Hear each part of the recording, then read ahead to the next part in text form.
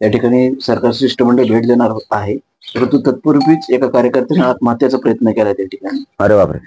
माझी विनंती आहे धनगर बांधवाच्या सगळ्या बांधवांना, यांच्या बापाला इष्टीतून आरक्षण द्यावं लागणार आहे. धनगर बांधवाला आत्महत्या करू नका. आमच्या पोरांना मी रोज आवाहन करतो, आत्महत्या करू नका. एकदा आत्महत्या केली ना कोणी राहत नाही. मी तोंडापुरतं बोलत नाही किंवा मी राजकारणी नाहीये. हा, काही जणांना वाटतं मी बोलू नाही, पण गोरगरीब धनगराचं, गोरगरीब मराठ्यांचं एक ताट आहेत गावागावात. आत्ता कन्नड तालुक्यातलं धनगर बांधवाचं शिष्टमंडळी आलं होतं सरपंचासह. आता शेवटी आम्ही तुटत नाहीये. गोरगरीब धनगर, गोरगरीब मराठी, गोरगरीब ओबीसी. आत्महत्या कोणी करू नका. यांच्या मुंडक्यावर पाय देऊन आरक्षण हिसकून घेऊ. तर तुमचं हक्काचं इष्टीतलं आरक्षण, तुमच्या लेकराला जास्तीच्या सुविधा मिळतील. आणि ओबीसीत बी धनगर बांधवाचं जरी आरक्षण असलं तरी त्यांचा वेगळा प्रवर्ग आहे. मराठा जरी ओबीसीत आला तरी आम्ही आल्यामुळे तुमच्या आरक्षणाला धक्का लागत नाही. धनगर आरक्षणाला गिनती विजंतीला आमच्यामुळे धक्का लागत नाही, तुम्ही जरी ओबीसीत असाल तरी. आणि आमची उलट इच्छा आहे की तुम्हाला जास्तीच सुविधा मिळणार, इष्टीतलं आरक्षण मिळावं ही मराठ्यांची भावना आहे. आम्ही तुमच्या सोबत आहेत. फक्त सगळ्या लेकरांना, धनगर बांधवांचे आवाहन करतो, तुम्ही आत्महत्या करू नका. एकदा जर कुटुंबातून गेलं ना कोणी कोणाला विचारत नाही. आमच्या लेकरांना सांगतो मी रोज, आत्महत्या करू नका. पाऊल टोकाचं उचलू नका ही विनंती तुम्हाला. मराठा समाज सुद्धा तुमच्या लढ्यात तुमच्या सोबत. एकनाथ खडसेंचा भाजपमध्ये प्रवेश झाला, परंतु खडसे असे म्हटले की माझ्या प्रवेशाला देवेंद्र फडणवीस आणि गिरीश महाजन यांनी विरोध केला. ते मला काय करायचं, ते राजकीय प्रश्न आहे त्यांचं. मला काय घ्या आणि नका घेऊन तिकडे वड्याने हिंडा गळ्यात हात टाकून, ते मला काय करायचं, ते राजकारण आहे. हा, पण कुणबी विदर्भातला आणि मराठा राज्यातला आम्ही सगळे एक आहेत यावेळेस. हो, कुणबी काय वेगळा नाहीये विदर्भातला, तो पण मराठाचे. आमचा नातलग आहे, आमचा सोयरा आहे. मराठ्यावर अन्याय झाला की कुणबीला सहन होत नाही, कुणबीवर झाला की मराठ्यांना सहन होत नाही. पाडापाडी मग होणार आरक्षण नाही दिलं तर. पण ते राजकीय त्यांचं स्टेटमेंट, त्याच्यात मला पडायची गरज नाही. कोणी भाजपमध्ये जा, नाही काँग्रेसात जा, नाही तर कोणकडे जा, आम्हाला त्याशी देणं घेणं नाही, कारण तो प्रश्न आमचा नाहीच.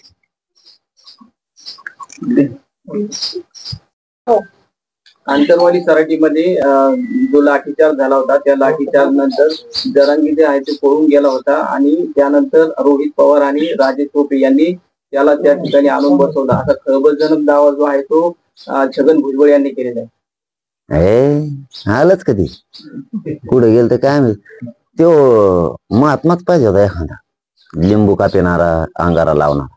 त्याला एक चमत्कारिक बाबा आहे. ते चमत्कारिक बाबाला कळत आहे, चमत्कारिक बाबा आहे. अरे बाबा, आणि बाबा दिसतोय दाढी ते सध्या बाबा लगे टिळा लाव थोडासा, एक नसतो की ते असा असं असं इकडून इकडून असं. अरे बाबा, तपासण्याला आता लागत आहे गिरायक त्याला. बरंच आता गिरायक लागत त्याला, लय अंतर्ज्ञानी रे, त्याला लय कळत असलं. फक्त एक ध्यानात ठेवी, दंगली घडून येऊ देऊ नको.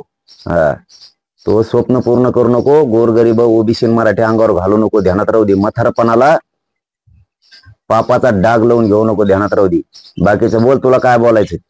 हा, तुझ्या डोक्यात जी म्हातारपणाला एक जी मस्ती आलेली ना, ती फक्त येऊन देऊ नको. गरीबात दंगली लावू नको तू. हा, उपोषणाच्या पुढे उपोषण बसायला लावून दंगली घडून आणू नको. आमचं आणि त्यांचं कसलंच वैर नाही. हो, गोरगरीब ओबीसीचं आमचं हे पाप मात्र तू करू नको, एवढं ध्यानात राहू दे. तू पाप करू नको विनाकारण. कारण ज्यांच्या आरक्षणाला आमच्यामुळे धक्का लागत नाही ते लोक तू मराठ्यांच्या अंगावर घालू नको. आणि त्यांना पण माझी विनंती आहे, तुम्ही फुकट इकत भांडण त्याच्यामुळे घेऊ नका.